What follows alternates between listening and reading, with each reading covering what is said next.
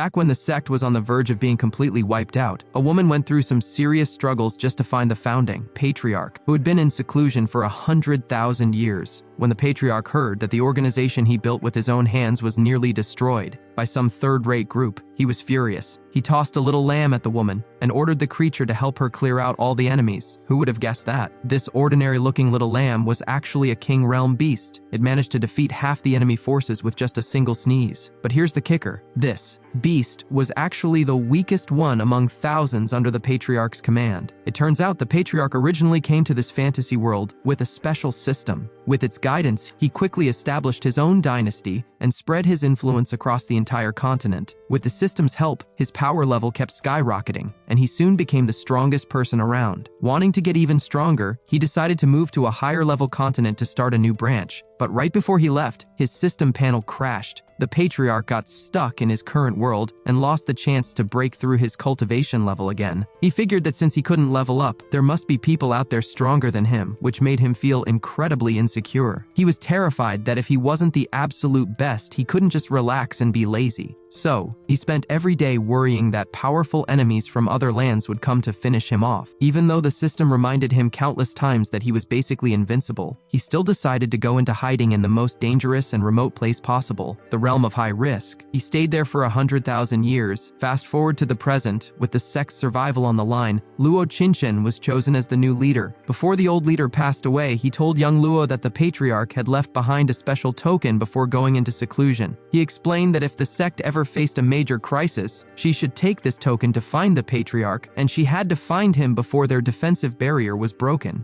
Luo Qinchen didn't waste a second and immediately headed for the realm of high risk. The journey was so tough that she started wondering if the patriarch was even still alive after 10,000 years. Just as she was starting to lose hope, a massive chicken suddenly landed right in front of her. Luo Qinchen looked closer and realized it was actually the terrifying purple netherworld sparrow. Facing such a high-level monster, she knew that even if her whole sect came to help, they wouldn't survive. She collapsed, feeling totally hopeless, thinking that the fate of her sect had come to an end and feeling guilty for failing her mission. But then, something unexpected happened. The sparrow flapped its wings, picked her up, and carried her on its back, flying toward the deepest part of the secret realm. Luo Qinchen was stunned, wondering if she was dreaming because a monster like this usually wouldn't let a human ride it. Before she could snap out of it, the bird landed at a palace, put her down, and bowed respectfully, announcing that the mission was complete. A white-haired man slowly walked out of the palace and told the bird to step back. Luo Qinchen was shocked, wondering who this guy was that could make such a powerful monster bow to him. She quickly bowed to show respect. While she was still dazed, the life-saving token floated up from her chest and flew straight to the man. Seeing this, Luo Qinchen panicked and asked why he was taking her sex token. The man coldly replied that the item had always belonged to Patriarch Chen Xuan, so he wasn't stealing anything. Luo Qinchen couldn't believe it. She realized he was the founder of her sect. She immediately started pleading desperately for him to come out and save them. Once he understood the situation, his expression changed. He was frustrated that his prestigious sect was ruined by some weakling just 100,000 years later. He felt insulted that the power he built had fallen so low. He decided he would go and wipe out the enemies with a single strike. Just then, a digital box popped up in front of him. The system had rebooted and gave him a new mission: pass 6 trials before moving to the next continent. The patriarch was shocked because the system had finally returned after all this time. The first trial was to rescue the sect, but there was a catch. He wasn't allowed to take direct action himself. He tearfully accepted the task, happy that he could finally continue his journey to a new world. He grabbed Luo Qinchen's hands with a sly smile and told her that even though he was strong, she would have to be the one to strengthen the sect. He explained that they had to handle the sect's issues themselves. He figured that while the system stopped him from fighting directly, he could still help her gear up. He asked if the enemy had special battle armor, then told her to follow him to pick out some clothes. With a snap of his fingers, they were transported to a different space. The patriarch showed her 4 sets of elemental battle garbs: wind, fire, water, and earth. Luo Qinchen was amazed. She realized that what he called clothes were actually legendary battle garbs. Any single one of them could easily overpower the enemy's gear. She pointed at the fire element one, saying she wanted that, but the patriarch suddenly kicked the armor, smashing all 4 sets to pieces. He complained that they were too ugly and demanded a new batch that looked stylish enough for a fashion week. Next, a purple set caught Luo Qinchen's eye. It was the pre-heavenly poison armor, legendary for its power. She started imagining how cool she would look in it. She told the patriarch she wanted that one, but he slapped it into pieces too, saying that girls shouldn't wear anything too rebellious. He then rejected a thunder set for being too colorful and a star set for having a tacky name. He even turned down an immortal set because his dog didn't like it. With every piece of treasure he destroyed, Luo Qinshan felt like she was losing her mind. She wondered if he was helping her pick clothes or just destroying valuable items. She grabbed his leg and begged him to stop destroying them, asking to just take the current one. The patriarch looked at the crimson-colored armor in his hand, identifying it as the sun god battle garb. He explained that if she fused with it perfectly, she would be safe as long as there was fire nearby. Since she had a fire attribute, he said it was destiny. With his help, she quickly fused with the armor. Now she felt ready to deal with the enemy sect. She prepared to leave to save her people, but the patriarch stopped her, saying there was something important she had to do first. She looked eager, expecting a weapon or a plan. Instead, the patriarch asked her seriously if she knew how to cook. Luo Qinshan was stunned. He asked her to put on a maid outfit and cook a full meal. She felt shy and worried about the time, but the patriarch didn't care. He stuffed a large piece of meat into her mouth. As soon as she tasted it, she realized it wasn't normal food. It was sacred Kirin meat. Just a tiny bit of it made power surge through her body. Legend had it that capturing a Kirin was incredibly difficult. Even powerful cultivators had failed in the past. While Luo Qinshan was enjoying the power boost, the patriarch thought she was choking and poured a pot of water down her throat. But it wasn't just water. It was a high-level divine brew. Even a drop of this stuff was a luxury for her sect, and she just drank a whole pot. She was shocked and grateful, bowing to thank him. The patriarch casually told her not to be so polite because he had an entire lake full of that drink. Luo Qinshan was amazed by his wealth. Suddenly, thunder roared, signaling that she had broken through to the quenched bone realm.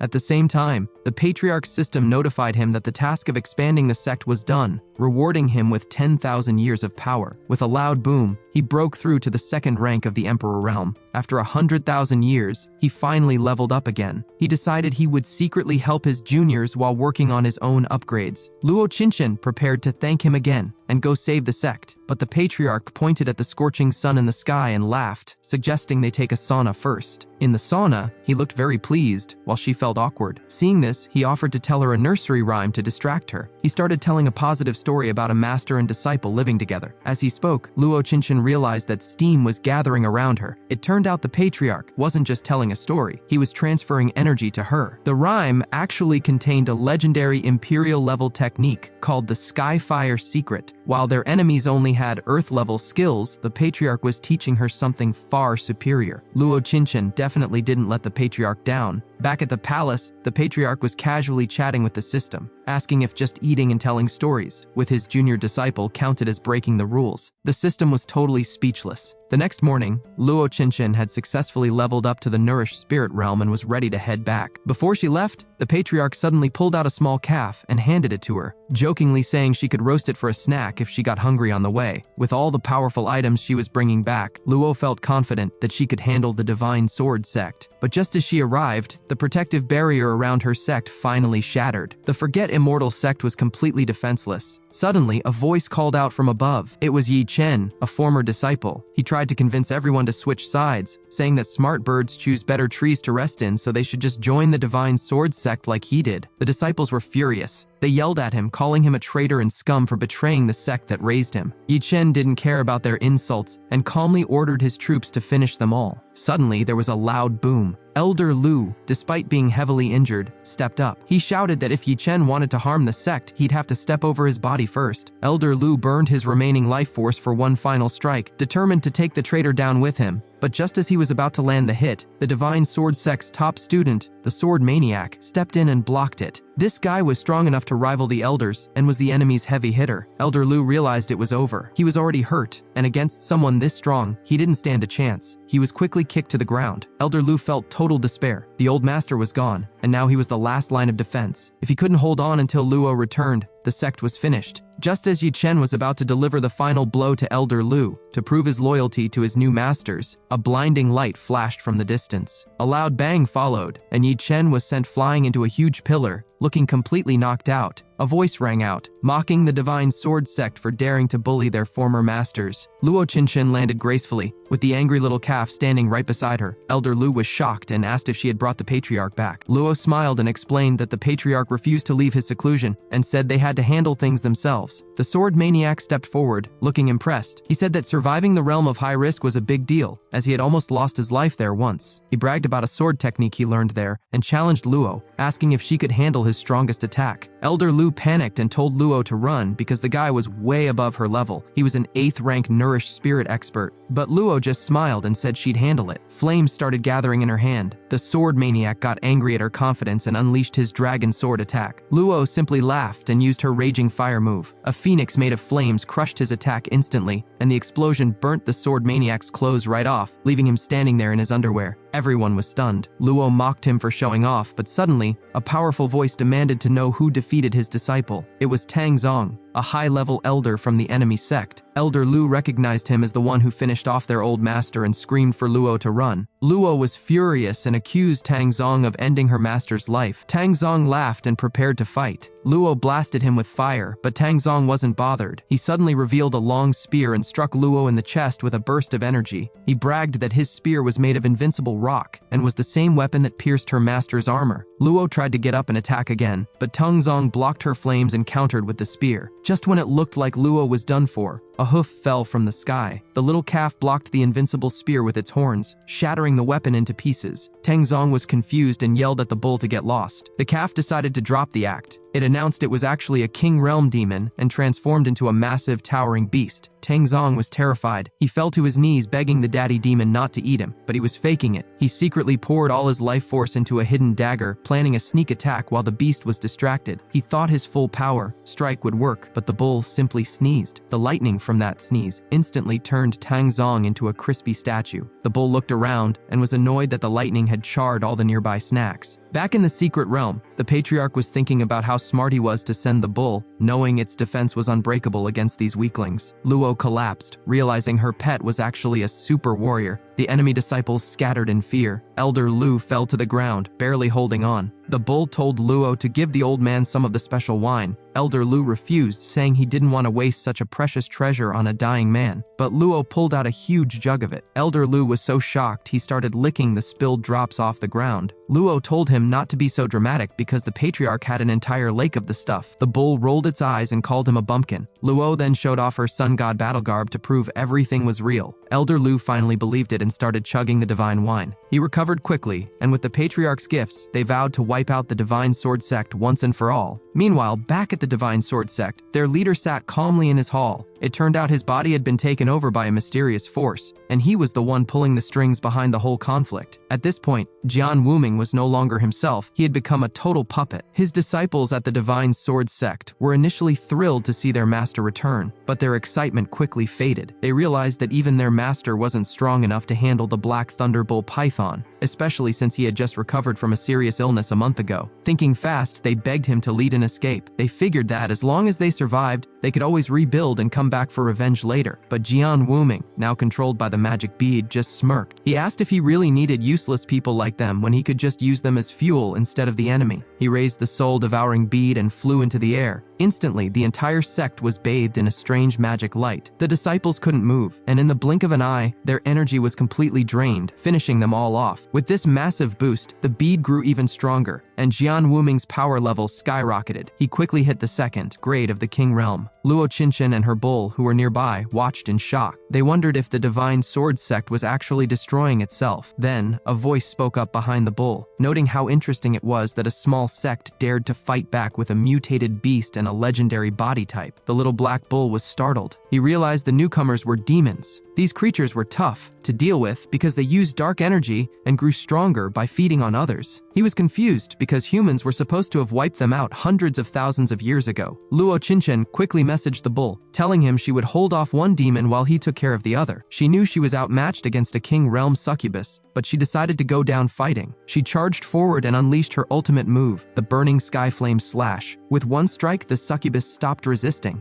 At the same time, the bull pretended to get hit. While the enemy was distracted by their apparent success, the bull wrapped its tail around him and called down a massive thunderbolt from the sky. They thought they had won, but but a second later, the succubus flew out of the flames completely unharmed. She admitted that for someone at the nourished spirit realm, Luo's power was impressive, but the gap in their levels was just too big. Meanwhile, the power demon brutally tore the bull's tail, breaking through its invincible defense instantly. Just as the demons were about to finish them off, two energy blades knocked them back. A mysterious pair of siblings appeared and quickly dispatched the two demons. Luo rushed over to thank them, offering her precious divine wine as a gift. But the siblings didn't even look at it. They called it vulgar and explained they were only there to retrieve a national treasure, the soul-eating orb. They told Luo that small sects shouldn't mess with demons and that next time she should run away. However, the main element demon had finished refining the orb. After 100,000 years, this powerful entity, a half-step emperor, was back. The demon hunters weren't scared though. They declared that anyone who stole their treasure had to go down. The bull realized who they were, demon hunters. They had demon blood and could use demon powers, born specifically to fight demons stronger than themselves. Their ancestors were heroes in the great war against demons long ago. But before the hunters could do anything, they were slammed to the ground. They couldn't break through the demon's barrier. It turned out that refining the bead gave the demon a defense based on the laws of nature itself. With this power, he was basically untouchable. The hunters panicked. This was way beyond their league. They tried to flee, but the demon expanded the bead's power to cover the entire continent. He declared that the two hunters, the mutated bull, the legendary armor, and all the disciples of the Forget Immortal sect would become his fuel. Luo Qinshan felt terrible regret. She blamed herself for leading her people into a trap and watched helplessly as her energy was slowly drained. Suddenly, a loud noise echoed from the sky. "Hello, my juniors!" A massive vortex opened up, and a giant, colorful arm reached down. The bull instantly knew his master had arrived. Even the element demon trembled in fear. To use the laws of nature without any tools meant this newcomer was at least at the Emperor realm. The demon couldn't understand why such a powerful being was here, claiming to be the patriarch of a small sect. Chen Xuan smiled and said he was just there to say hello, not necessarily to save them. He cheekily asked his system if shaking hands with a junior counted as making a move. The system was speechless again. The demon breathed a sigh of relief, thinking a being this powerful wouldn't care about their petty fight. Chen Xuan politely explained that in his place, they greeted people by shaking hands. While the demon was confused, a giant palm descended from the sky. Wait, the demon thought. Why is he shaking hands with his junior but aiming at me? He finally realized he was the target. The demon was furious. He had waited thousands of years, taken over a sect leader's body, and spent ages refining the bead. He wasn't about to go down just as he reappeared. He decided to go all out. He activated his demon bloodline, the bead's power, and the heavenly sword battle garb. He felt confident. "Come and fight. Even the gods can't stop me now. I am the peak of this continent." But before he could finish bragging, Chen Xuan slapped him tens of thousands of meters away. The impact nearly split the continent in half. Chen Xuan sneered, reminding everyone that 10,000 years ago, history books were filled with the phrase, "Xuan Heaven Emperor is invincible." He added that his defining trait was protecting his own people. The demon hunter siblings were stunned. They realized their own powerful kingdom was like an anthill compared to this guy. The patriarch decided to go back to being lazy. He told everyone to study hard and improve every day. The disciples waved goodbye proudly. The hunter siblings felt awkward because they had just mocked the sect for being small and weak. Realizing they needed to make amends, they stopped Luo Qinshan and offered her a gift, the Starfall map from their kingdom. It was a treasure map showing the location of a powerful artifact. Luo tried to refuse such a valuable gift, but the siblings, thinking she was looking down on them, kneeled and insisted. Luo reluctantly accepted. She felt a new sense of purpose. With their main enemy destroyed and their faith restored, it was time to rebuild the Forget Immortal sect. The crisis was over. The first trial was complete, and Chen Xuan got a reward of 10,000 years of power, reaching the third tier of the Emperor realm. The system notified him that the next mission involved an intruder in the realm of high risk, and that he had to find clues himself. Meanwhile, an old man named Wen Baiyu visited the realm of high risk. He was a king realm expert who thought he was invincible, and the local beasts usually respected him. Nearing the end of his life, he was looking for a good place to be buried. He had no idea who really owned the place. Suddenly, a loud noise rang out, and Chen Xuan appeared in a blaze of glory. Seeing this, the arrogant king realm expert couldn't help but fall to his knees. Chen Xuan looked at the intruder and asked, "How dare you trespass into my realm of high risk? Do you want to leave on your own, or should I help you out?" Unexpectedly, Wen Baiyu straightened his back and tried to act tough, claiming he was the world-famous Jade-Face Venerable, and that Chen might have some misunderstanding about his status. But literally a second later, he realized Chen Xuan's true power level and dropped to his knees. Chen Xuan remembered the system saying his next task was related to this guy, so he decided to fish for clues. He asked Wen if he knew of any declining sects or descendants of the Chen family. Wen admitted that 10 years ago, he mentored 2 kids from the Chen family on the east side of the continent. He explained that one was a girl with amazing talent who improved fast, but the other was a total lost cause, even though he had a rare thunderlight body. Wen then made a pretty rude comment, saying that in his thousands of years of experience, the females in the Chen family were geniuses, but the males were mostly trash. Hearing this, Chen Xuan looked a bit awkward and quietly said, "Well, my surname is Chen." He was about to smack Wen with a giant energy fist for the insult, but changed his mind and pulled a pear out of his palm instead. He told Wen, "Since you taught my descendants, here's a pear for your trouble." Wen felt humiliated accepting fruit like a beggar, but he didn't dare refuse. However, as soon as he took a bite, his face turned red. He realized this wasn't just a pear, it was the legendary golden snake-coiled fruit. Just one of these could extend a person's life by 1,000 years. He had been searching for this holy medicine for ages and never found it. He felt embarrassed about gnawing on it so desperately, but he couldn't stop. Chen Xuan pointed to a basket of radishes nearby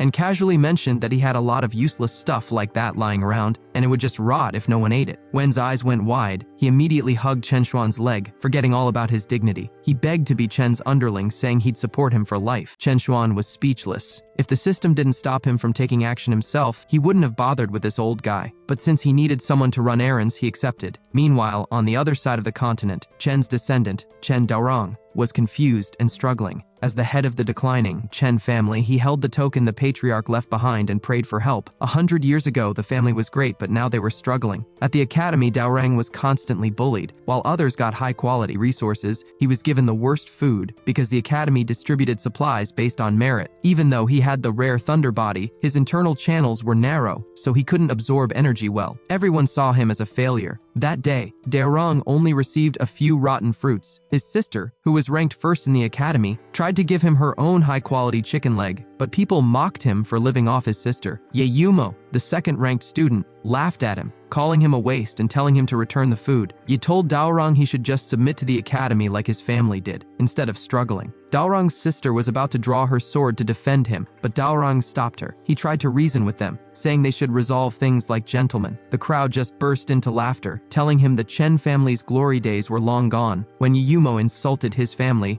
Daorang finally snapped. He shoved a smelly pear right into Yi's mouth. Even though the fruit had spiritual power, it smelled terrible. While Yi was busy gagging, Daorang grabbed the supplies and ran away, planning to give them to his sister to help her training. Daorang looked at the statue of the academy's founder, Wen, and felt sad. The academy was supposed to be fair, but the new dean had ruined it. To get resources now, students had to sign unfair contracts. Daorang refused to sign because it would mean the end of his family's independence. Suddenly, the dean approached him with a contract his sister had already signed. The deal was that if she won the upcoming competition, she would belong to the academy, but the family would get resources. The dean was clearly plotting to use her status for his own gain. Daorang felt terrible, realizing his sister was sacrificing herself because he was too weak to protect the family. He went to Wen's statue, placed some offerings, and prayed to the patriarch's token again. He asked, "You said to ask for help in a crisis. We are about to lose my sister. Can you please lend a hand?" Suddenly, the token glowed blue, and a bolt of lightning zapped Daorang. He got mad and yelled, "You irresponsible patriarch! You zap me when I ask for help? Watch me eat your offerings and disrespect your statue." Meanwhile, the real Wen Baiyu received instructions from Chen Xuan and teleported to the location. He saw Daorang about to disrespect the statue and was furious, but he couldn't hurt Chen Xuan's descendant. He grabbed Daorang and flew him straight to the realm of high risk. When they arrived, Wen told Daorang that his patriarch was inside. Daorang was excited, thinking his patriarch must be a big shot since he was with Wen. But when he walked in, he saw a man sleeping in a pile of what looked like garbage next to a terrifying monster bird. Daorang was scared out of his mind. He thought his patriarch was a prisoner or a servant sleeping in the trash. He begged Wen to save him, but then, to his shock, Wen knelt down. The monster bird, the purple netherworld sparrow, spoke up and told Master to wake up. Daorang questioned his entire reality. Why were the famous Wen and a legendary monster bowing to this beggar? Then Luo Qinchin flew over and treated the patriarch with total respect, thanking him for the legendary items he gave her. Daorang finally realized this man really was the patriarch. He quickly bowed, thinking that since he was family, he was about to get some amazing rewards like imperial beasts or treasures. Chen Xuan saw right through his greedy thoughts. He decided that since Daorang had managed the family so poorly, he needed to be punished first. Chen waved his hand, and instantly, Daorang's cultivation and armor were destroyed. Daorang clutched his chest in pain, confused why the patriarch would turn him into a complete waste. Chen Xuan bluntly told him that his previous power level was trash anyway, so destroying it didn't make a difference. He then announced that the punishment wasn't over. He ordered Daorang to stay and work as his cauldron boy, stoking the fire for his alchemy for the next couple of weeks. He made it clear that Daorang wasn't allowed to leave until the job was done. Chen Daorang panicked when he heard the orders. He told the patriarch that his younger sister had a huge martial arts contest in 10 days, and he had to go back immediately. But the patriarch suddenly turned fierce, telling him he had no right to refuse. He gave Daorang a strict ultimatum: either do a good job tending the furnace or face a dead end. Helpless, Chen Daorang had to swallow his pride and kneel to thank him. Inside, he was confused and hurt, wondering why his own patriarch was being so cruel to a family member without giving him any benefits. He felt like he was going to die from exhaustion. 3 days later, back at the White Deer Academy, Chen Kaier easily passed her first test. She defeated a tough-looking opponent who turned out to be all talk. Everyone was impressed by her raw talent, especially since she didn't have fancy resources like the rich kids. But Kaier was worried. Since she signed the deal with the academy, her brother had vanished, and she feared he was angry with her. The new dean, Bai Donggrong, watched her win with a greedy look in his eyes. He planned to package her as Wen's senior disciple after she won, using her success to boost the academy's influence. Meanwhile, back at the palace, Daorang had been working tirelessly at the alchemy furnace for a full day and night. Just as he tried to take a quick break, the patriarch yelled at him, reminding him that he had been stripped of his armor, cultivation, food, and rest. Daorang clenched his fists, but didn't dare complain. The day of the big competition arrived. Chen Kaier had already defeated challengers from 9 other academies. One more win and she'd be the top student of her generation. Her final opponent was Ye Yumo, the second-ranked student at the academy. Yi mocked her for submitting to the academy, but Kaier said she did it to help her brother become a genius. Yi laughed and told her that even with more resources, her brother would still be a waste. He claimed that feeding resources to pigs would be a better investment than giving them to Daorang. Kaier ignored the insults and used the White Deer sword art, a technique created by Wen himself. She surprised everyone with her skill. Yi Yumo was clearly losing, and even the dean sighed, wishing he could just accept being second best. Kaier demanded that Yi apologize to her brother in exchange for sparing him. Just when everyone thought Yi was done for, he smirked. Moving faster than the eye could see, he punched Kaier in the stomach. The blow instantly destroyed her spiritual veins. Suddenly, 2 identical Ye Yumos appeared on the field. The crowd was stunned. The dean jumped up in shock, realizing Yi was wearing the rare twin battle garb left by Senior Wen.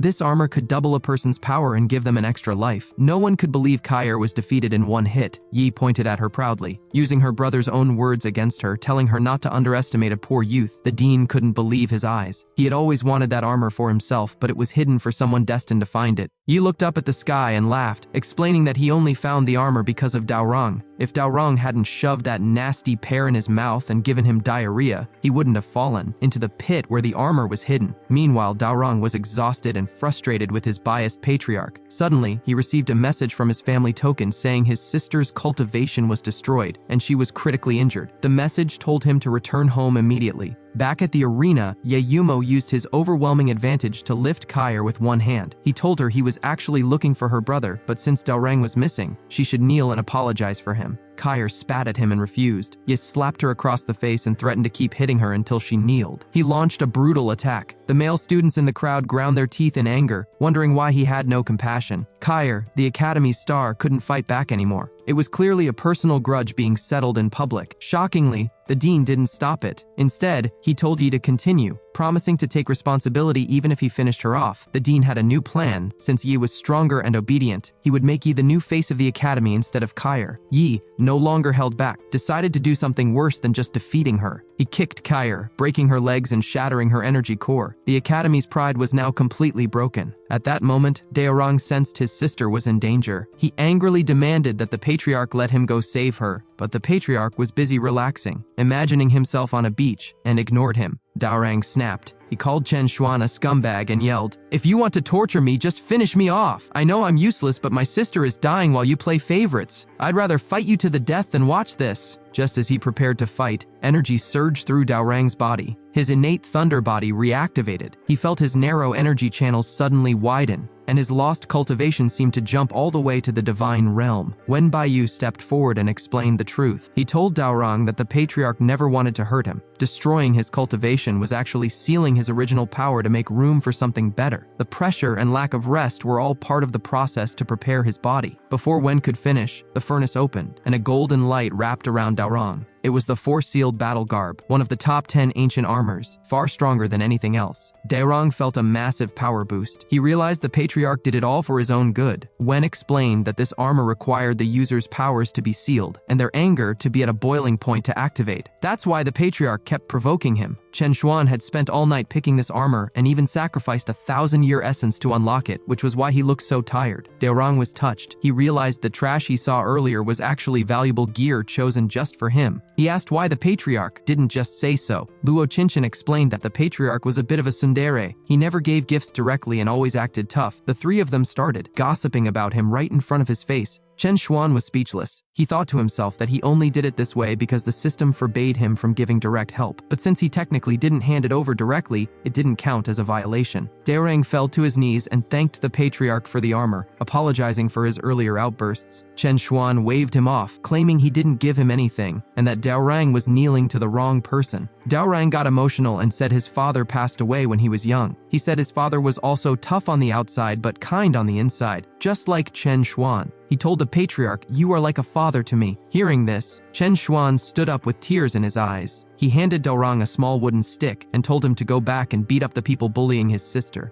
Back at the academy, Ye Yumo was using the injured Kaier as leverage to force the Chen family to sign a surrender agreement. The corrupted family elder was about to sign when Daorang arrived just in time. He punched the elder into the ground, asking who gave him the right to decide for the family. Facing Ye Yumo, Daorang smashed the agreement with one palm. He declared that he wouldn't surrender. He challenged Yi to a fight. If Daorang lost, the family was theirs. If he won, Yi was finished. He set the match for the next day. Everyone thought Daorang was crazy. The #1 waste was challenging the strongest student, gambling his whole family's fate. Even the dean told Yi not to hold back, and to finish Daorang off, to set an example for anyone who dared to oppose the academy. Ye Yumo looked at Daorang with total contempt. He arrogantly claimed that with his twin battle garb, crushing Daorang would be as easy as stepping on an ant. Daorang didn't hesitate to fire back, telling Yi he was only lucky enough to find Senior Wen's inheritance in a dung heap because of him. He hinted that he didn't just sit around during the days he was gone. Suddenly, Daorang unleashed a burst of energy that took Yi by surprise. The sheer confidence and power radiating from him proved he had found some serious upgrades. While Ye was still processing this, Daorang punched him hard. Yi instinctively activated his protective energy shield, expecting to block it easily. But to everyone's shock, Daorang was bounced back by the impact and fell heavily to the ground. Yi was confused. 1 second Daorang was fierce, the next he was on the floor. The dean burst into laughter, mocking Daorang for acting tough only to be defeated in one move, just like his sister. The students shook their heads, convinced that trash would always be trash. Even Ye Yumo stepped forward to mock him, calling him pretentious. Daorang calmly stood up and explained that it was his first time using his new battle garb in combat, and he had forgotten to release its seal. He revealed that the more he sealed his power, the stronger the armor became when unsealed. Before Yi could make another joke, Daorang suddenly attacked, knocking Yi down with a single palm strike. Everyone was stunned. When did this guy get so strong? Daorang closed his eyes arrogantly, saying he barely used any effort to reach Yi's limit. But when he opened his eyes, Yi had vanished. Yi had used the twin battle garb's special ability to dodge the fatal blow. Yi decided to stop playing games. He activated the 4 forbidden techniques, summoning 4 massive spiritual images that shocked the crowd. These were secret techniques passed down by Senior Wen. Even the talented Chen Kaier had only learned 1, but Yi had mastered all 4. The dean exclaimed that with Yi's talent, the academy's future was bright. Yi attacked cautiously this time, but Daorang remained calm. He smirked and asked, "You thought that was my full power?" He then unsealed his speed, moving so fast he was invisible. He kicked Yi in the stomach and followed up with a palm strike that sent him flying. Instantly, all 4 spiritual images shattered, and Yi's twin battle garb broke into pieces. The dean was so shocked he felt like he was going bald again. Daorang boasted that Wen's armor was nothing compared to his. He bragged that Wen was just his patriarch's little brother. Yi couldn't believe it and accused Daorang of using dark magic. Daorang replied that he would leave no room for doubt. He unleashed his full power, divine realm energy, thunderlight body, and the 4-seal battle garb, completely crushing Yi. Daorang sneered, "What twin battle garb? I have the 4-seal battle garb, which is 2 levels higher." The dean coughed up blood in disbelief. He realized Daorang possessed one of the legendary 10 great battle garbs and had reached the divine realm. Ye Yumo,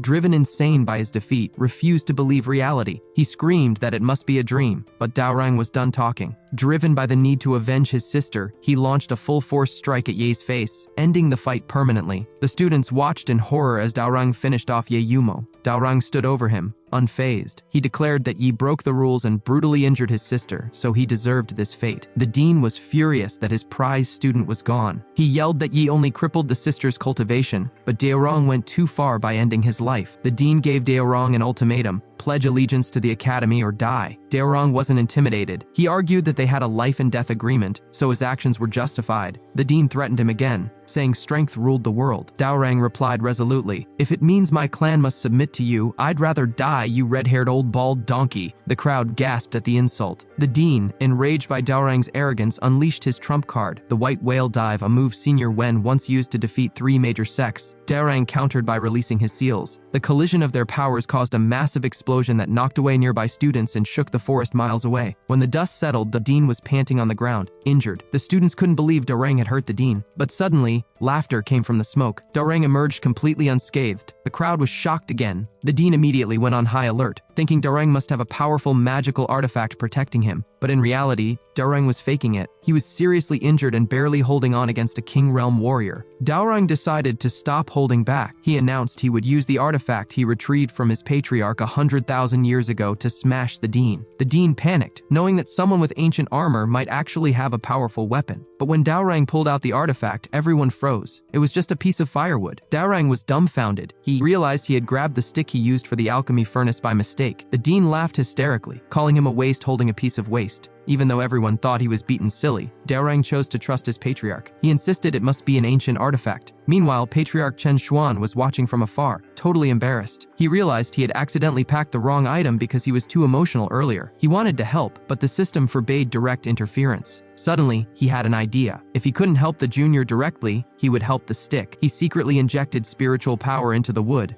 Suddenly, the broken stick repaired itself and started spinning rapidly. It pierced through the dean's giant whale spirit avatar and smashed into his arm, shattering his armor and breaking his bones instantly. The students were terrified, wondering what kind of terrifying weapon this was. The dean was shocked, wondering if this was the legendary stick intention. The stick flew back to Daorang's hand. Daorang shouted excitedly, "I knew Patriarch wouldn't deceive me. This is a divine weapon." But then, the dean's eyes turned strange, and his hair started growing wildly. He shouted, "Even if you have stick intentions, so what? I've discovered whip intention from meditating on hair growth for years, and whips naturally defeat sticks." The students were stunned as the dean's bald head exploded with wild hair. He screamed, "Come on, loser. You should feel honored to have pushed me this far." Chen Daorang gripped the wooden stick tightly. He told the dean that even if a whip was supposed to be the counter to a stick, it didn't matter because he trusted the patriarch unconditionally. But a moment later, the dean's wild red hair wrapped around the stick, and Daorang found himself completely overpowered. Just when things looked hopeless, the patriarch sent a mental message to Daorang, telling him to combine his stick intention with the 4-sealed battle garb. Suddenly, the wooden stick in Daorang's hand started growing rapidly until it looked like a massive pillar. With one fierce strike, the dean's giant spirit whale was instantly shattered. The dean couldn't understand how a simple stick could transform like that, and the weapon kept growing until it smashed a distant statue. Watching from afar, Chen Xuan was super satisfied, remarking that his disciples were truly gifted. The system was confused and asked what kind of technique that was. Chen Xuan admitted he had just passed on some staff skills he learned from a book about the Monkey King. Back at the arena, the dean had run out of energy and collapsed. Daorang watched the staff shrink back down, amazed by the power of the patriarch's artifact. He shouted to the students that the old dean was gone and he was taking over. He asked if anyone had objections. Everyone quickly agreed to submit, figuring one boss was the same as another. But Daorang stopped them. He told them he didn't want them to kneel or submit. He explained that he wanted to return the academy to its original purpose, a place where everyone could practice equally. He promised not to hoard resources like the old dean. He declared that from now on, the White Deer Academy would be a sanctuary for everyone.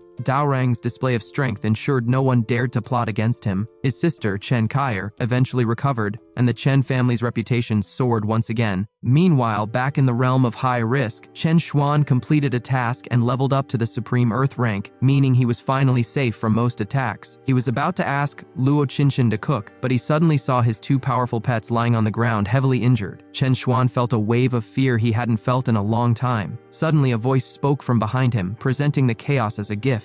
A water element enemy appeared. Chen Xuan was furious and summoned a spiritual hand to crush him, but the enemy blocked it easily with a blue-scaled claw. The enemy laughed, mocking Chen Xuan for hiding for so long and falling behind the times. He claimed Chen Xuan owed a debt from the past that had to be paid. Just as the enemy launched a massive attack and Chen Xuan began to panic, he heard a voice calling him, "Patriarch, wake up! The fried chicken is ready!" It turned out it was all just a nightmare, but the enemy felt so real that Chen Xuan was shaken. He asked Daorang and Luo if nightmares could come true. Luo raised her hand and said she often had hunger dreams that made her feel bad about herself. Daorang mentioned that nightmares often come from deep grudges held by enemies. He asked the Patriarch if he had any enemies with deep grudges. Chen Xuan started counting on his fingers and said he could count them on 2 hands, but then he started foaming at the mouth. It turned out he was counting in units of 10,000. After living for 200,000 years, he had made a lot of enemies.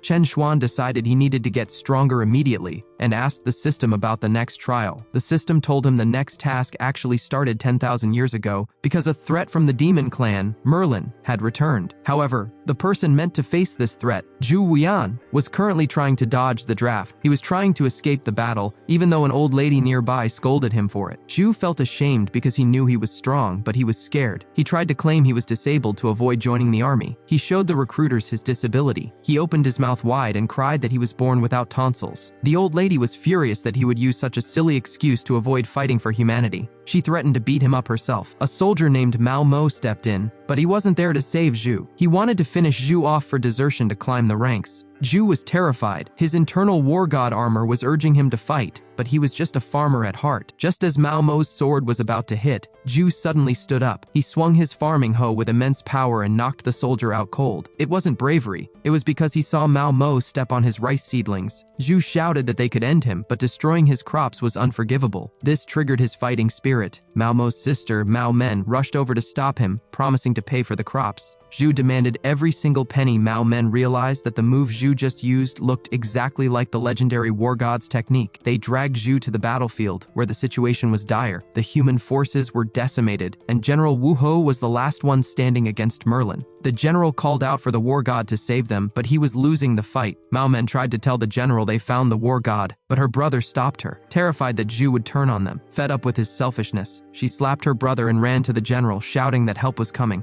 This news gave the desperate soldiers a glimmer of hope. Meanwhile, Zhu Wuyan was terrified of being sent to fight. He found a tree and was tying a rope to a branch, planning to end his own life rather than face Merlin. Just as he kicked the stool away, Mao Men found him. She thought he was just playing on a swing and tried to talk to him, but Zhu was choking and couldn't explain that he was actually trying to escape his fate. Mao Men was tired of Zhu Wuyan's silence. She shouted, "You don't have to say anything. I already told General Wu Hu who you are. The human race needs you now. Please, fight with me." Zhu Wuyan remained completely silent. Mao Men thought he was still mad about her brother, so she said, "If you help us, I'll die for my brother." Still, Zhu didn't say a word. Then she remembered something. She blurted out, "You said if I married you, you'd go to the battlefield. Fine, I'll marry you." Suddenly, with a loud bang, Zhu Wuyan started floating in the air. Mao Men was stunned. Because of love, this peasant farmer suddenly unlocked his inner power and started flying. On the battlefield, General Wu Ho led the last surviving soldiers, fighting to the bitter end. He didn't realize this was all a trap by Merlin to lure out the war god. Despite their efforts, the human army was collapsing. With a loud crack, Wu Hu's spear shattered during a final clash, and after countless battles, he was ultimately defeated by Merlin. Merlin launched a final fatal attack at Wu Ho, but suddenly, a farming hoe appeared out of nowhere and blocked the strike. Everyone froze. A human blocked a demon's attack with a hoe? Zhu Wuyan had arrived just in time.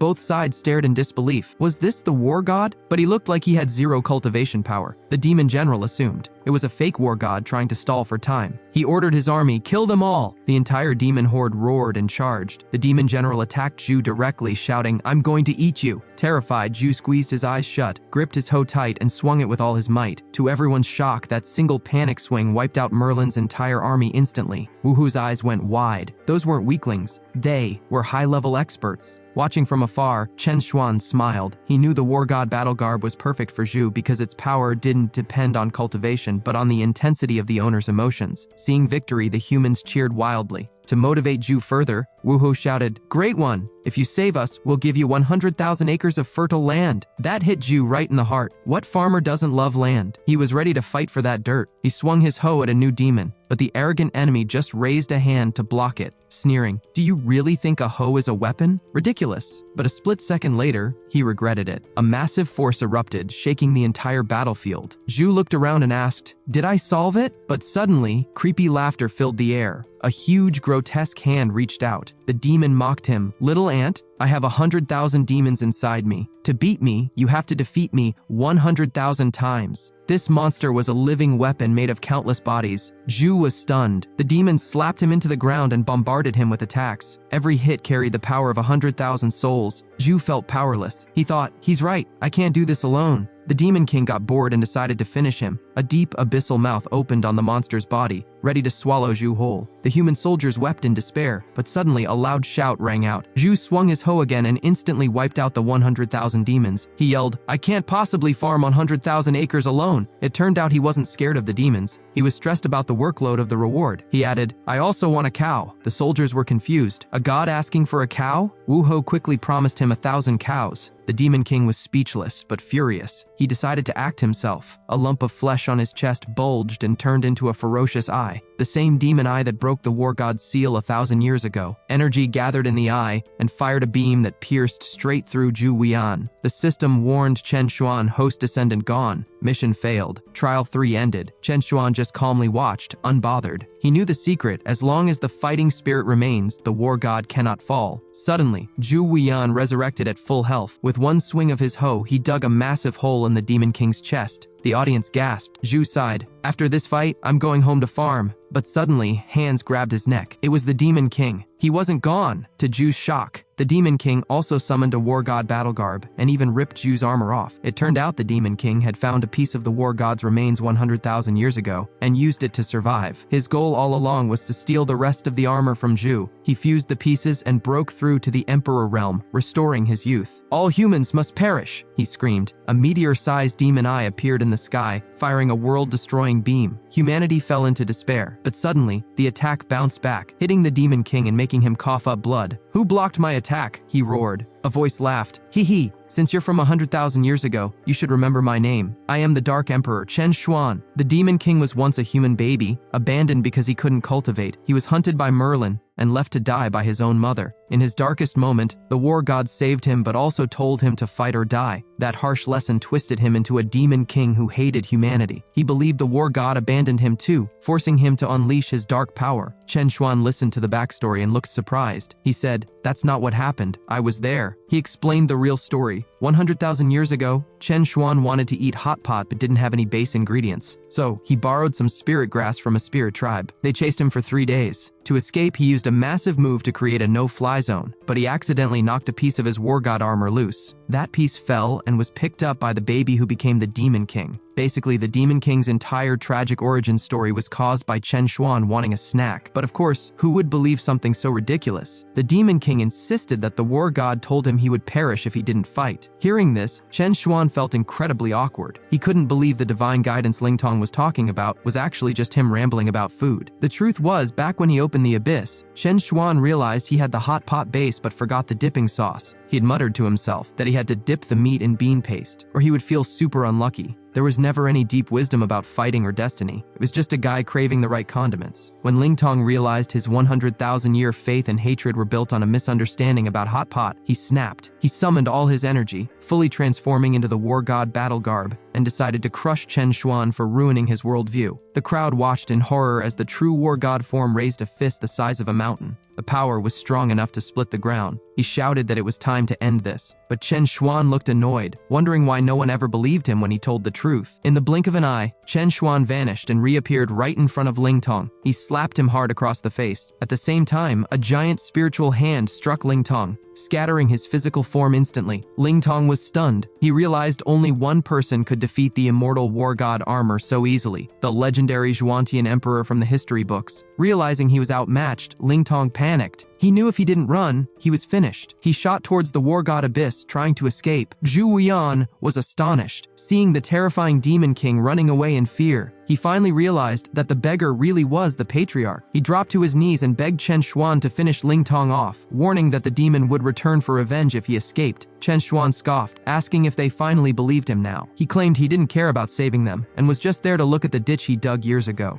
Zhu Wuyan got anxious and begged him to stop joking and protect the human race. Chen Xuan didn't say another word. He decided to show them who really ruled this continent. Suddenly, two massive energy hands descended from the sky. With a single thought, Chen Xuan forced the mountains on either side of the abyss to slam together, physically sealing the war god abyss shut. The impact was massive. It defied all laws of physics. It turned out Chen Xuan had merged the abyss into the mountain, crushing Ling Tong inside. However, because Ling Tong wore the war god battle garb, his hateful soul was immortal. Even though his body was gone, his spirit would eventually return to cause trouble. The humans asked if Chen Xuan would help them when that happened. Chen Xuan coldly replied that their safety wasn't his problem. However, there was one way to solve it permanently. Someone had to become the vessel for the armor and the angry soul. Zhu Wuyan was the perfect candidate, but hosting the armor meant being constantly drawn into battles and enduring the pain of Ling Tong's resentful spirit. It was a heavy burden, and he could lose his life at any moment. Chen Xuan gave him a choice: take the armor or go back to living peacefully as a farmer. He didn't force him. Zhu Wuyan's face lit up with determination. He ran to his wife Mao Men. He apologized to her, knowing she didn't want him to suffer. He hugged her tight and told her they had to put their marriage on hold for a while, or she might end up a widow. Everyone was stunned. Zhu Wuyan explained that after experiencing war, he finally understood why people risked their lives. It wasn't about being fearless, it was about having something precious to protect. He declared that he had someone important to protect now, so he couldn't be a coward anymore. He turned to the patriarch and shouted that he was willing to take on the war god battle garb and had no regrets. His passionate speech made everyone see him in a new light. Chen Xuan smiled and said, "Not bad, kid. You finally earned my approval." Chen Xuan casually extracted Ling Tong's soul from the crushed mountain. He warned the demon soul to behave itself inside his junior's body. Terrified of Chen Xuan, the demon didn't dare argue. Chen Xuan then merged the soul and the armor into Zhu Wuyan. The system announced that the crisis was resolved, and Zhu Wuyan had reached the 7th level of the Emperor Realm. The war was finally over. However, just as things settled, a green light shot straight into the sky. It turned out that the massive power released by the host had disturbed the earth, causing the ancient burial ground of the spirit race to emerge way ahead of schedule. Because of this, the 4th trial started early. The goal was simple. One of the juniors had to claim the spirit race's inheritance. It was pretty ironic. Years ago, the humans robbed the spirit tribe, and now they had to go dig up their ancestral graves too. The patriarch, Chen Xuan, gave Zhu Wuyan a strict order: go to that tomb and secure the inheritance. Failure wasn't an option. Zhu Wuyan headed into the wilderness. After spending several days sleeping outside and eating whatever he could find, the demon spirit Ling Tong took over his mind again. They soon ran into a massive conch shell monster that was taller than a mountain. A survival expert named Ed Stafford was actually hiding behind a small hill nearby, terrified of the creature. But to Ling Tong, this giant monster was just a snack. With the war god spear in hand, he took the creature down instantly. Ed Stafford watched in shock because he couldn't sense any cultivation power coming from Ling Tong. The use of the war god armor snapped Zhu Wuyan back to reality. He looked at the defeated monster in confusion. Suddenly, a green bubble floated out of the conch's mouth. It unleashed a powerful suction force, sucked the entire giant conch inside, and let out a burp. Zhu Wuyan realized his potential meal had just vanished. Seeing this, Ed Stafford was convinced this was an ancient 100,000-year-old creature and that the bubble was about to hatch a legendary conch girl, a mythical beauty. The bubble turned from green to pink, and both men watched with intense anticipation, waiting for a beautiful lady to appear. They heard the sound of a shell cracking. Something was definitely coming out, but a second later they both wanted to claw their own eyes out. Instead of a beautiful girl, a fat, greasy, middle-aged uncle popped out. To make it worse, he was completely naked and dancing with a look of deep affection on his face. Zhu Wuyan was so grossed out he wanted to deliver justice right there. He grabbed his hoe to strike, but strangely, the attack didn't hurt the man at all. Instead, the greasy uncle hugged him tight, crying about how much he missed his master. Zhu Wuyan, who hadn't eaten in days, felt like throwing up from the sheer awkwardness of the hug. But the uncle suddenly realized something was wrong.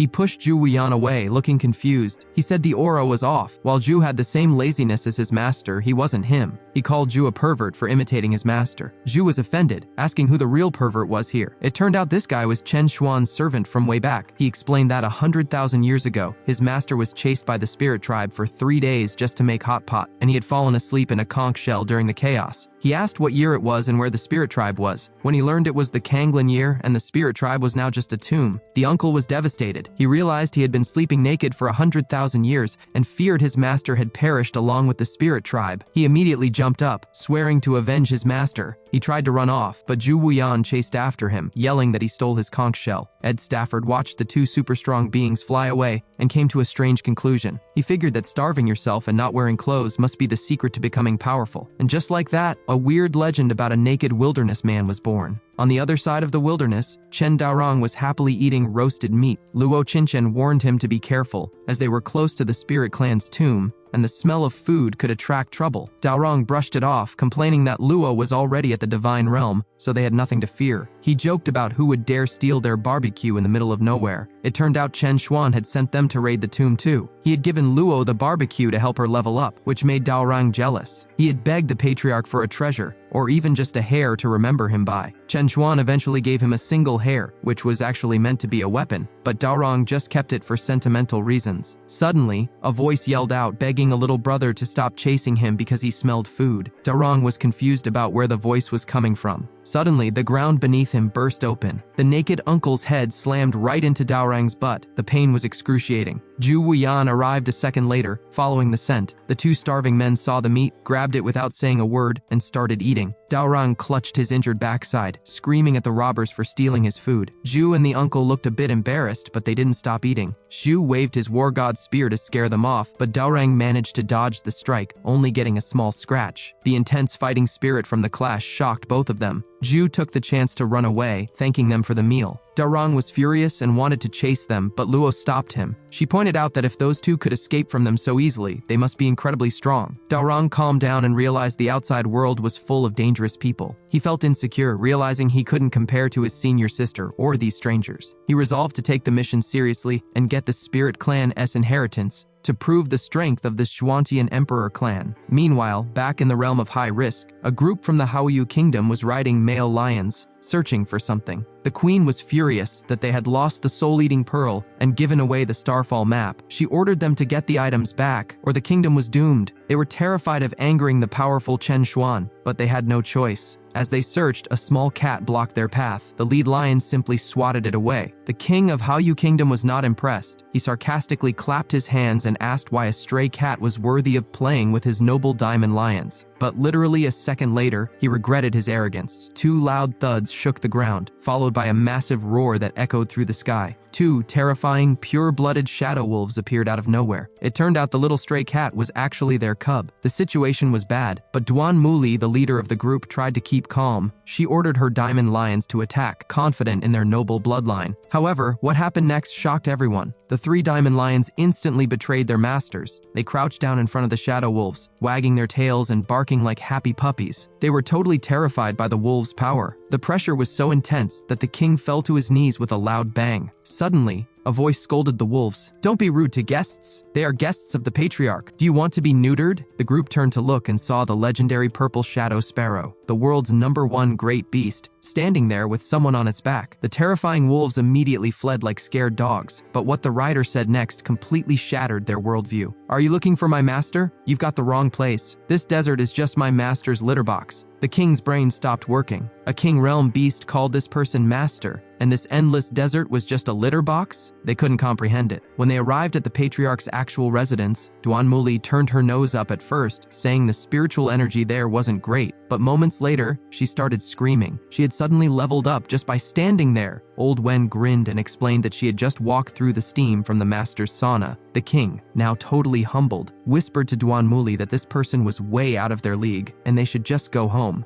But Duan Muli refused. She argued that as the ruler of the wealthiest kingdom, she couldn't give up. But then, she looked around and burst into tears. She saw countless treasures that her kingdom treated as priceless artifacts growing like weeds. There were iceberg fruit trees, acres of legendary melting mountain water lotuses, and 9-turn golden peng fruits, all treated like garbage here. She quickly wiped her tears and adjusted her strategy. She decided that if his resources were better, she would use herself as a bargaining chip. She figured since she was the most beautiful woman in the world, she could use her charm to get what she wanted. Just then, thunder roared in the sky, and a figure appeared. They stared, dumbfounded. It was a man with a perfect physique, casually lifting a barbell. But it wasn't just any barbell. He was using the massive black thunderbolt python, a king realm beast, as a workout weight. He looked at them and said, "Weren't you the ones who saved my juniors back then? It seems I owe you a favor. Tell me what you want." The three visitors were mentally crushed. This guy was using a legendary monster for arm curls, and his looks and vibe were completely superior to the king's. Duan Muli was convinced. Getting someone this powerful to owe them a favor made them the greatest heroes in their kingdom's history. Meanwhile, back in the wilderness, Chen Daorang had tracked the Spirit Clan inheritance all the way to a specific spot. But as soon as he arrived, he found himself surrounded by people from major sects. They were annoyed that he tried to enter the tomb before them. Daorang thought his Starfall map would give him an advantage, but the place was already packed. A man flew out of the crowd and arrogantly demanded to know who these insignificant people were. He ordered them to state their names so he could rank them, adding that they should have their elders kneel and thank him. Daorang wasn't having it. He retorted, asking who they were to demand anything. The arrogant man was furious, but couldn't attack directly because of his status as an elder. So, he called on the strongest newcomer of his sect, Hanma Yujiru, an 8-year-old prodigy with a terrifying demon-back physique. Hanma Yujiru stepped forward, ready to teach these old-timers a lesson. Suddenly, Daorang noticed two people on the ground. It was Zhu Wuyan and the naked uncle who stole his barbecue earlier. He told his senior sister he was going to get revenge. Luo Qinshan warned him not to be rash since they didn't know how strong the duo was. This completely ignored Hanma Yujiru, which made the young prodigy furious. He screamed, "You scoundrels! Ignoring me? I'll slaughter you all with my dragon-slaying sword!" He pulled out a legendary spiritual weapon, supposedly famous even at Starbucks. The sect elders smirked, proud to show off their wealth by giving a rookie such a top-tier weapon. They cheered for Yujiru to kill the garbage. Zhu Wuyan, who had just woken up, saw Daorang and panicked. He whispered to his companion, "Oh my god, did the guy we owe money to show up? What a petty person. Can't we just eat a few legs of his?" Daorang pulled a huge stick from his pocket, yelling, "What do you mean only a few legs?" The crowd burst into laughter seeing Daorang's weapon, a broken wooden stick. Yujiru raised his sword high, mocking Daorang for using trash. He swung his sword to finish him, but suddenly the dragon-slaying sword shattered instantly. Both Yujiru and his sword were hammered away. The crowd went silent. They looked up and saw a massive stick covering the sky. It slammed down with a deafening boom. It turned out Daorang had just enlarged a tree branch and accidentally hit Yujiru while aiming for Zhu Wuyan. Daorang realized the stick's power was way beyond any top-quality artifact. Compared to this, the dragon-slaying sword was garbage. Daorang felt proud, but then everyone was shocked again. Zhu Wuyan flew out of the dust completely unharmed. He yelled, "We just ate a few legs! Was there a need for this huge commotion? Looks like I have to return the favor!" Zhu Wuyan unleashed his God of War Overlord spear move, but everyone stared in confusion. He was holding a farming hoe. The crowd thought the #1 sect had gone crazy. What kind of weapon was a hoe? Meanwhile, Hanma Yujiru, the strongest creature on the surface, stood up in the distance. He boasted that his ghost-back steel bone body made him tough enough to tank the damage. But just as he finished bragging, Zhu Wuyan's attack hit him. Waves of energy washed over Yujiru, sending him flying again in a spiral. He held the shattered handle of his legendary sword, silently begging his master to take him home. Above them, 4 legendary battle avatars appeared in the sky. It became clear to everyone that the humble hoe and the wooden stick were actually weapons that surpassed the highest quality gear they had ever seen. Meanwhile, Luo Qinshan was furious that the thief dared to fight back. In a fit of rage, she transformed into her great Sun Yang god body. She chanted, "Live like a flame, die like a fire, burn the heavens," and unleashed a massive flame slash. A phoenix cry echoed through the sky, terrifying everyone around. Zhu Wuyan looked at the overwhelming flames with disdain, thinking he could just dodge it. But suddenly, his eyes went blank. Ling Tong, the demon soul inside him, unexpectedly took over and froze his body in place, sneering that his mortal body would burn if touched by the divine flame. Zhu was trapped. Just as the flames were about to hit, a figure stepped forward. It was the greasy, naked uncle from before. He opened his arms and stood in front of Zhu, shouting, "Little brother, don't panic. I feel we have a destiny. Let Uncle Qingpeng block this for you." A scream echoed through the tomb as the uncle took the hit and fell from the sky.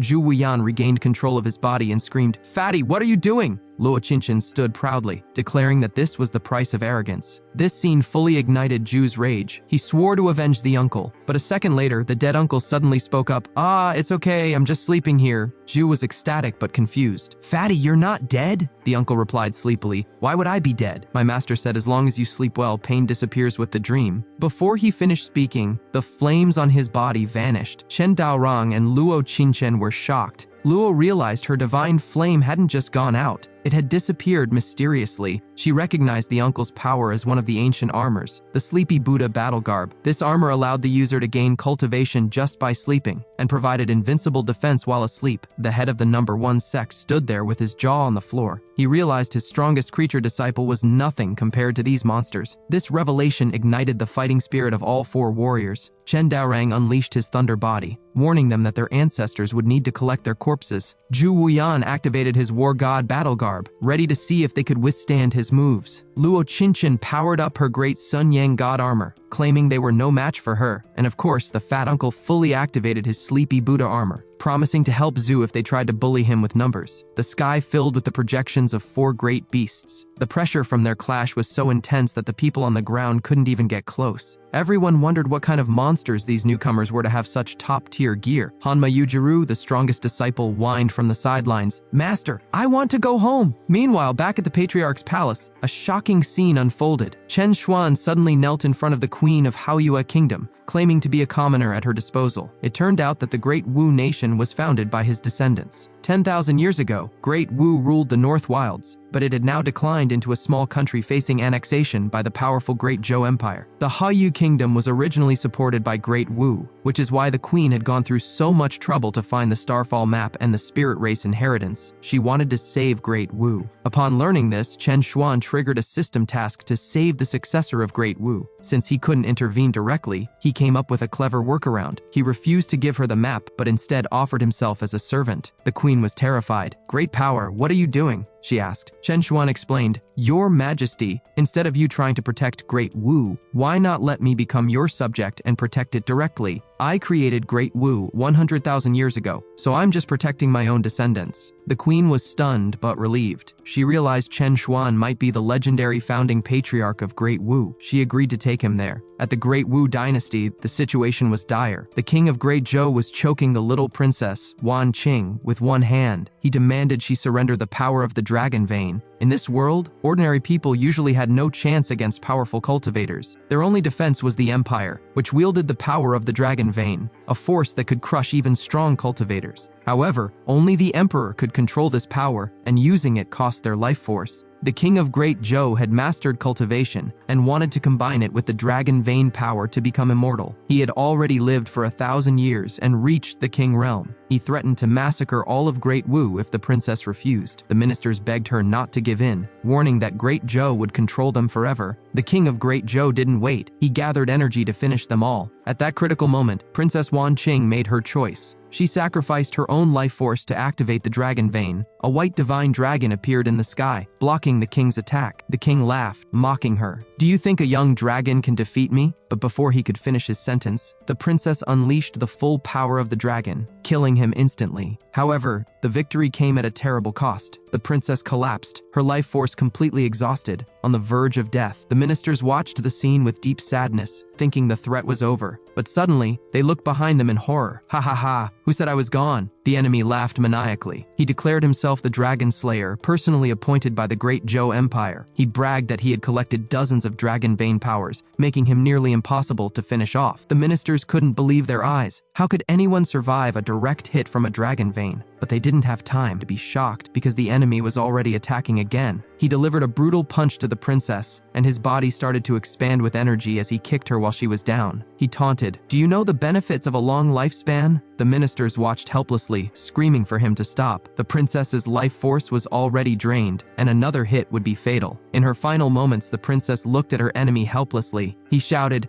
"Die!" His body swelled up like he was about to self-destruct to take her out. But suddenly, a slap came out of nowhere and sent him flying. A massive explosion echoed through the sky. Chen Xuan had finally arrived just in the nick of time. The ministers looked up in disbelief. They saw the queen of Haoyu Kingdom and assumed she was the one intervening. They warned her, "Do you really think you can save Great Wu alone? Great Zhou will destroy your country if you interfere." They had no idea the man beside her was the legendary patriarch Chen Xuan. He calmly replied, "You should be worried about Great Zhou being destroyed instead." Suddenly, the ministers remembered the old legends from 10,000 years ago. Could he be that person? But Chen Xuan looked up in surprise. The enemy he had just blown to pieces was reforming again. The man laughed. "Who is this Xuantian emperor? Even the gods can't end me. I made a contract with 10,000 warriors from my country. Every time I fall, one of them takes my place. I just used one life, and now I'll use 100 to blow you all up." That explained his reckless suicide attacks. The ministers urged Chen Xuan to take the princess and run, but Chen Xuan stayed calm. He asked the queen where the enemy's country was located. When she told him it was in the northwest, he casually said he could solve the problem in 10 seconds. The enemy scoffed, "Solve me in 10 seconds? What a joke. I'm gathering the life force of 100 warriors right now to blow you sky high. Come at me." But suddenly his expression changed to pure panic. He sensed something terrifying appearing in the sky above his own country. His divine sense shot back home, and he was shocked by what he saw. A massive spiritual hand formed by the laws of nature was hovering over his kingdom.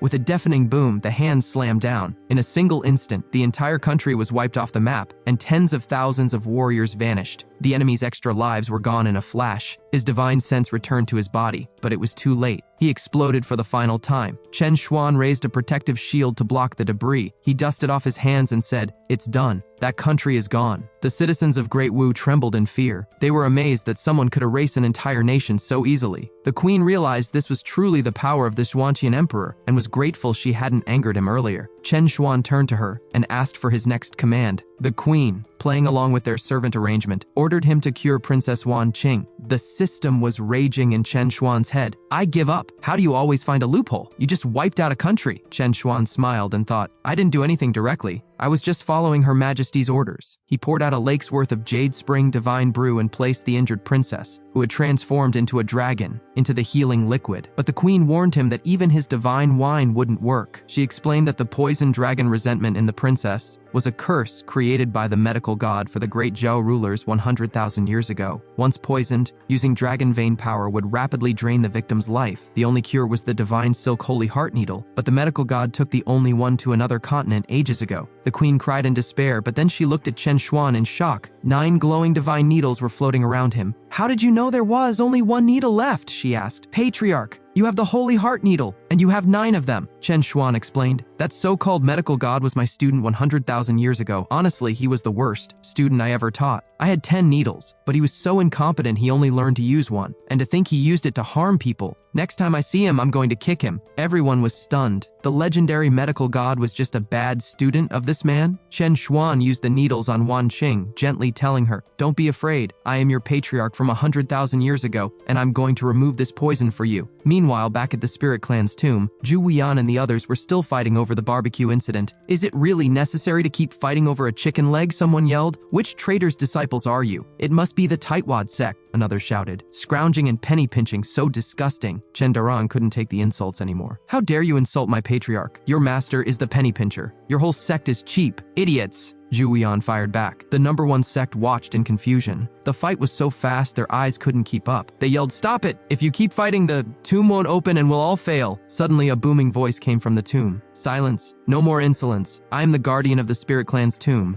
I announce that anyone who reaches the depths of the tomb will receive supreme fortune. The top of the vine is the entrance. Enter at your own risk. The Spirit Clan's tomb is officially open." The 4 fighters paused, confused, but the crowd below was overjoyed. "Ha ha ha! It's finally open! We survived!" One man rushed toward the entrance, eager to be first. Hanma Yujiru, desperate to redeem his past failure, stepped forward with his dragon-slaying sword. He burned all his cultivation energy, vowing to be the first one to enter. He sped past Chen Daorang, shouting that the crazy young man was about to be surpassed, but he had no idea he was making a huge mistake. The very next second, Hanma Yujiru was struck down. Chen Daorang and Luo Qinchen stared blankly as the guardian of the tomb stood proudly over the fallen warrior. The guardian scolded everyone, asking if they had forgotten the rules. Using spiritual energy in front of the Spirit Clan was strictly forbidden. He called Yujiro a fool for not listening, lamenting that their #1 warrior was eliminated right at the start. The onlookers were confused. The vine looked alive and dangerous, so how were they supposed to climb it without energy? The Guardian explained that the only way to pass this trial was to rely purely on physical strength. There was a catch, though. The vine secreted toxins that affected younger people more severely. That's why most groups brought only their elderly members. The older generation started climbing, promising to carry on Yujiru's will. Suddenly, there was a loud crash. Something flew past them at high speed. It was the naked fat uncle. The crowd was stunned. Why was he flying? And why did he have such a goofy expression? They yelled that flying was cheating and young people had no martial ethics. But then they noticed something strange. The vine wasn't attacking him. Was it asleep? They looked closer and realized the vine was attacking him relentlessly, but he was completely unharmed. In fact, he was snoring. The guy was enduring the attacks and climbing while fast asleep. The sleeping Buddha armor was truly amazing. This infuriated the other climbers. Combining sleeping with passing a deadly trial was just absurd. Zhu Wuyan used his war god power, and the fat guy used his absolute defense. But Daorong and Luo Qinshan didn't have those abilities. They could only watch helplessly as the others took the lead. Suddenly, a dazzling light blinded Daorang. He looked over and saw his senior sister's chest glowing. Luo Qinshan fumbled around and pulled out a scroll. It was the map given by the Haoyou Kingdom. Daorang silently gave her a thumbs up, impressed that she truly treated him like family. Just as they were marveling at the map, a vine dropped down in front of them with a swish. The Guardian put on a fake smile and invited the guests to come in. He explained that with the falling star map, they could bypass the first trial and become very important person candidates. This made them extremely happy, but a middle-aged man struggling to climb nearby started crying tears of humiliation. He complained that having very important person treatment in a trial was totally unfair. Amidst the envious stares, Luo and Daorang sat on the guest chairs formed by the vines. Daorang was thrilled, thinking he had already won, but his joy turned to tears instantly. The Guardian teleported behind him and smacked him, sending him flying. "Damn, what are you doing, old man? I'm a VIP!" Daorang yelled. The Guardian ignored him and flew off with Luo Qinshan toward the entrance. He explained that the map only allowed one person inside. Daorang cursed, asking why he didn't mention that earlier. The unlucky middle-aged man finally felt better, laughing that someone was having a worse time than him. With no other choice, Daorang had to climb the hard way. But as soon as he touched the vine, it hurt terribly. The poison was brutal for young people. The Guardian announced that the teleportation gate would close in 100 breaths. Daorang despaired, thinking he was going to embarrass the patriarch. Suddenly, a massive surge of spiritual energy erupted from the ground. The Guardian was furious. He had just explained the rules, and someone dared to release such dense energy? It was the ultimate disrespect. Without waiting, countless vines surged toward Daorang to crush him. It turned out this was a trap set by the unlucky middle-aged man to eliminate his competition. He wanted revenge for Yujiro. Daorang felt his heart sink, thinking it was the end. But then, a single hair floated out from Daorang's pocket. A voice filled with divine power echoed from it. "You insolent fool, how dare you attack my junior with this worthless grass?" In the next moment, the hair unleashed an unparalleled strike. It cut the massive vine clean in half. The shockwave swept across the entire scene, leaving everyone stunned. The vine collapsed with a thunderous crash. The climbers watched in disbelief. After all their effort, the trial just collapsed? The unlucky middle-aged man wanted to cry. Even the Guardian stood there helplessly, realizing the entire energy of the tomb couldn't counter that single hair. He wondered if that man was involved. Daorang stared at the hair in his hand, feeling like he held the world. He realized a single hair from his patriarch was this powerful. He scoffed at sword and blade cultivators, declaring that from now on, he was a hair cultivator. He stuck the hair directly onto his face to look cool, calling himself the handsome boy who travels with hair. The others were disgusted by his showboating, but realized that since the vines were cut, they could fly up now. They cheered and rushed toward the entrance. Only the Guardian remained calm, suspecting that the Spirit Clan had finally found the right person. Meanwhile, back at the Great Wu Kingdom, Chen Xuan had cured Princess Wan Qing of the poison dragon resentment, but he discovered another unprecedented power inside her that couldn't be removed. The king worried again, but Chen Xuan explained that this new power was life-threatening. He demanded to know where the Great Zhou Kingdom was, suspecting they were responsible. Without hesitating, Chen Xuan flashed directly to Great Zhou's territory. He unleashed a massive palm strike with the power of laws and announced himself as the Supreme Heavenly Emperor. He demanded the person who poisoned his descendant to come out and apologize, or he would wipe out the entire kingdom. But a calm voice answered. It struck directly at the soul. Supreme Heavenly Emperor, even if you finish me, you won't be able to cure your descendant. Once this poison is planted, even I am powerless to stop it. Chen Xuan was instantly furious. He shouted, then you shall be buried together with Great Zhou. He manipulated the power of laws, covering the entire nation of Great Zhou with a massive energy field, and slammed it downwards to crush everything. Suddenly, a purple light shot out from the ground, shattering Chen Xuan's power into pieces. Chen Xuan was stunned. He had never encountered anything like this before. While he was still dazed, that calm voice spoke again. Supreme Heavenly Emperor, it seems you haven't understood the situation. Now the person who should worry about being finished isn't me, but you, Chen Xuan. At that moment, Chen Xuan felt a chilling sensation, like he was in an endless hell. The system flashed red with a warning. Warning. Host, this creature has the power to finish you. Don't act rashly. Simultaneously, a high-difficulty mission triggered. Trial 6 had urgently opened. Success would mean proceeding to the next continent, but failure would result in catastrophic damage to both the host and the Hongmeng continent. Chen Xuan broke out in a cold sweat. This thing can end me, he thought, and if I fail, everyone on the continent dies? But he reminded himself that he was the Supreme Heavenly Emperor, invincible for 10,000 years. How could he be scared of this unknown person? He questioned directly, who are you? Why harm a child? Do you want to destroy this continent? The entity was surprised by Chen Xuan's quick deduction. Who I am doesn't matter, the voice replied. What matters is that a new era of 10,000 years is beginning. Natural disasters will come,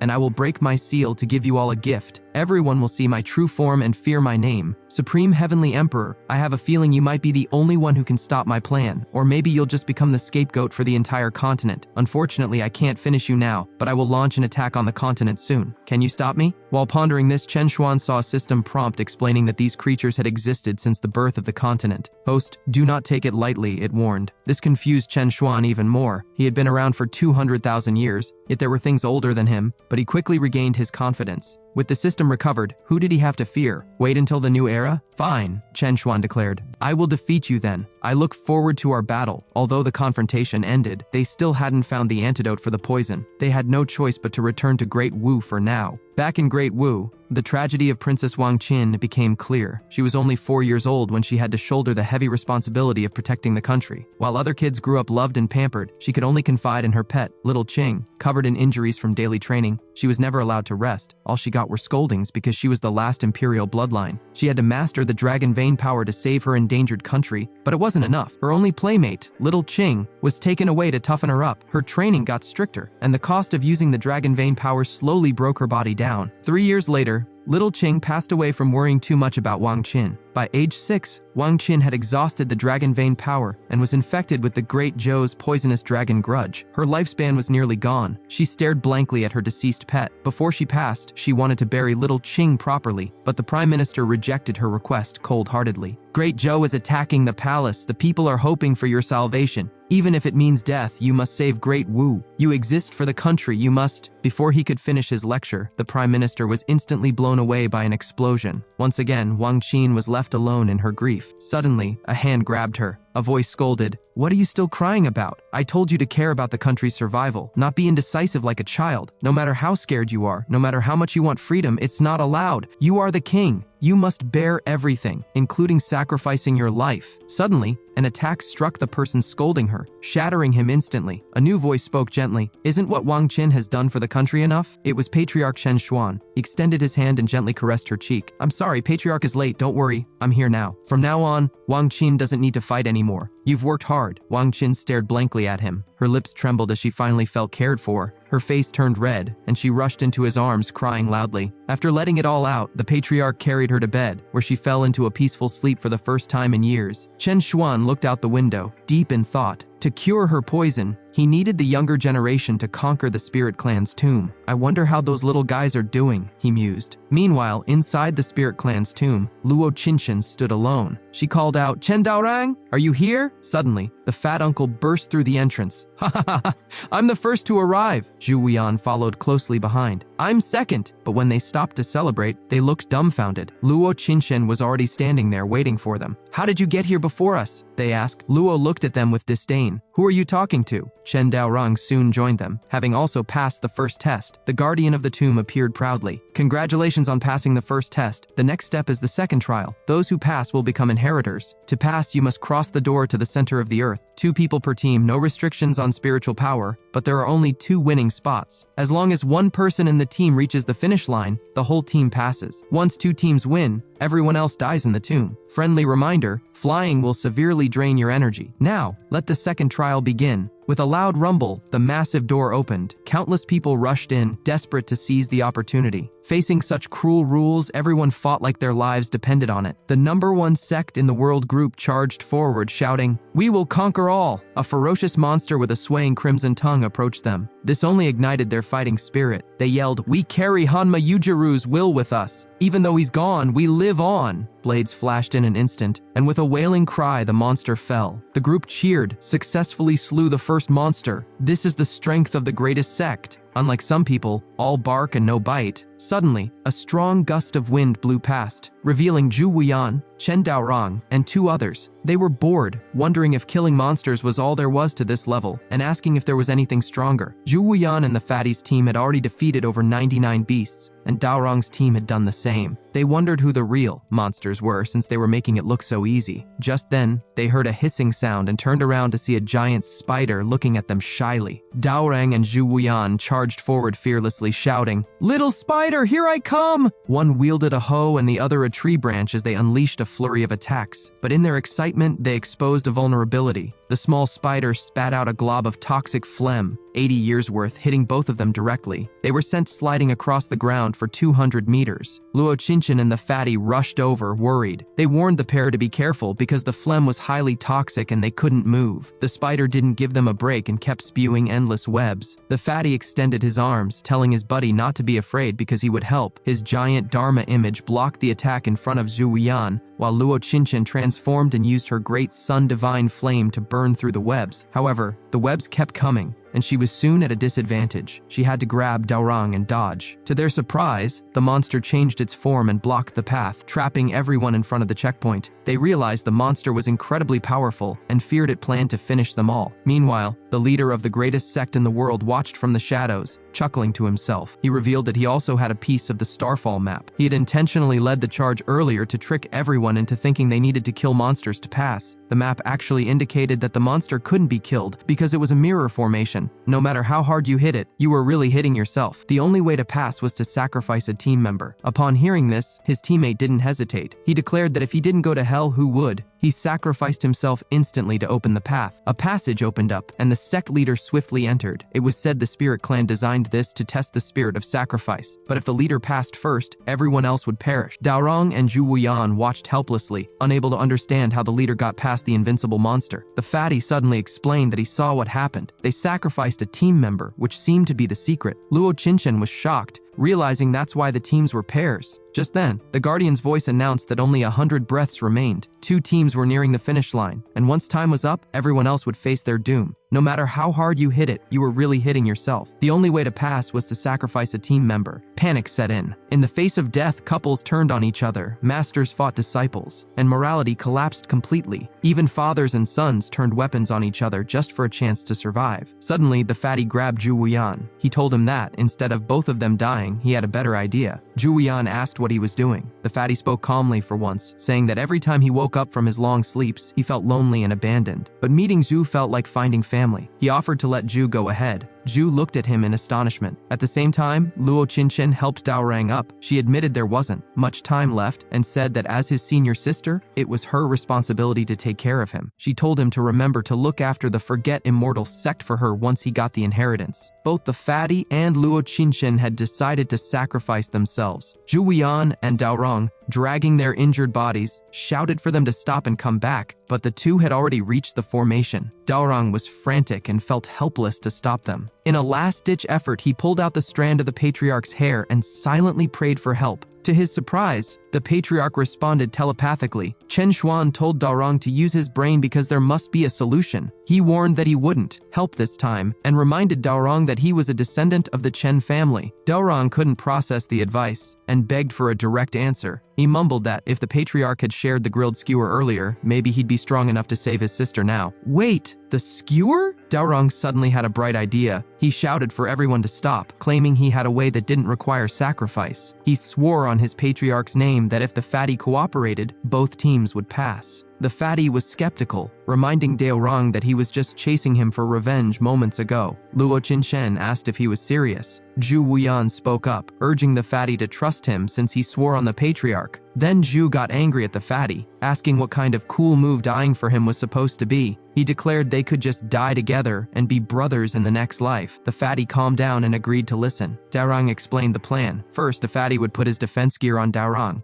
Then, Luo Qinshen would use her divine flame to ignite the fatty. Daorong would enlarge his stick, and it would carry him and the burning fatty toward the spider web. The divine flame should burn a hole through the web temporarily. Before the hole closed, Zhu Wuyan would grab the other end of the stick. Once Zhu passed through the web, Daorong would enlarge the stick again and fling Zhu toward the finish line. Since Daorong was injured, he could only throw him part of the way. So after landing, Zhu had to summon his war god armor, hold the stick tight, and wait for Daorong to shrink the stick from his end. This would pull Daorong and the others across the line. Since only one person from a team needed to reach the finish line, nobody would have to be sacrificed. Despite being enemies just moments before, Daorong trusted unconditionally that Zhu Wuyan would pull him to safety. Chen Daorong explained his plan. After fighting with you just now, I felt an inexplicable trust. If we make it out alive, I want to recognize you as my junior. There were only 20 seconds left before the trial ended. Zhu Wuyan used every ounce of strength to stabilize the stick with his war god battle garb. I almost consider you my little brother. Come at me. With a swoosh, Daorong was launched by the stick, flying toward the finish line. There were only 10 seconds left. The head of the top sect was also closing in, despite having nearly depleted his spiritual energy. No one expected them to catch up at the last moment. Daorong and Zhu Wuyan, with their armors fully activated, built up unstoppable momentum. Their plan relied on pure trust. They were like grilled meat on a skewer, bound together by the stick. They knew they could only pass this fiery test if they united and fought as one. The sect leader had exhausted all his power but refused to slack off. No spiritual power? Then we run for it, he yelled. But Daorong and Zhu were filled with determination. Even injured and coughing up blood, they burned their remaining energy to push forward. We can only trust each other, Daorong shouted. That's the only way to reach the finish line in time. To the sect leader's disbelief, Daorong and Zhu crossed the line in the very last second. How did they pull that off? He gasped. The guardian of the spirit tomb announced, "Time's up. The participants who cleared Trial 2 have been determined. The trial is over. Now I will transport the winners to the finish line." Chen Daorong, well done. The fat uncle hugged Zhu Wuyan tightly. You really did it. You guys are so cool. Since the trial was complete, the losers were instantly turned into nourishment for the tomb. The others perished on the spot. Only Daorong, Zhu, Luo Qinshen, and the fat uncle remained, determined to claim the final inheritance. They were ready to face any enemy together. But the guardians smiled and said, "You don't need to fight anymore. Regarding the inheritance you desire, our Spirit Clan's Seven Saints Society will give it to you directly." In the next moment, massive amounts of energy converged on the four of them, instantly healing their injuries and boosting their strength. Chen Xuan received a system prompt. Congratulations, Hosts Junior obtained the Spirit Clan's inheritance. Trial 4 complete. Rewarding Hosts Cultivation. Chen Xuan instantly broke through to the 8th level of the Emperor Realm and got a prize draw chance. However, Chen Xuan was worried. Did those little guys complete the mission that quickly? It feels too fast. Back at the tomb, the four continued to absorb the inheritance power. They called out, "Guardian, we have the inheritance, please let us out." But suddenly, the Spirit Clan's 7 saints intensified the transmission. An overwhelming violent force surged into them. Even the fat uncle's R-Hat battle garb couldn't withstand it. "They want to end us by overloading us with energy," Daorong shouted. The power gap was too great. Luo Qinshen collapsed, unable to hold on. The Guardian wore a sinister expression. "Hey, this group is quite good. They're about to become..." Suddenly, a voice boomed from the sky. "Hey, Spirit Clan old dog!